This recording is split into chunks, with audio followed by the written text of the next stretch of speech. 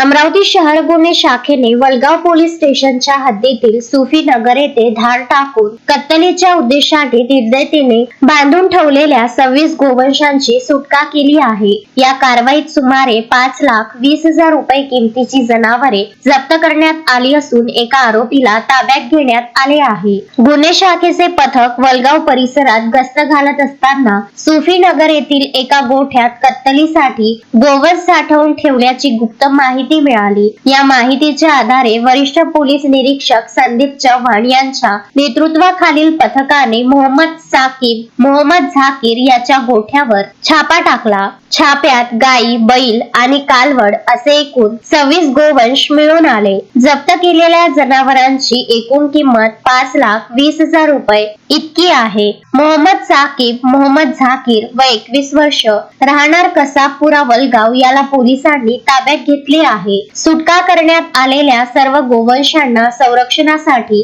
दस्तूरनगर येथील गोरक्षण संस्थेत जमा करण्यात आले आहे। आरोपीकडे मालकी हक्काचे कोणतेही कागदपत्रे नसल्याने त्याच्या विरुद्ध महाराष्ट्र प्राणी संरक्षण अधिनियम 1976 आणि प्राण्यांना निर्दयतेने वागवण्याचा प्रतिबंध अधिनियमान्वये वलगाव पोलीस स्टेशन येथे गुन्हा दाखल करण्यात आला आहे। ही कारवाई पोलीस आयुक्त राकेश ओला, पोलीस उपायुक्त गणेश शिंदे, श्याम घुगे आणि रमेश धुमाड यांच्या मार्गदर्शनाखाली गुन्हे शाखेच्या पथकाने यशस्वीरित्या पार पाडली।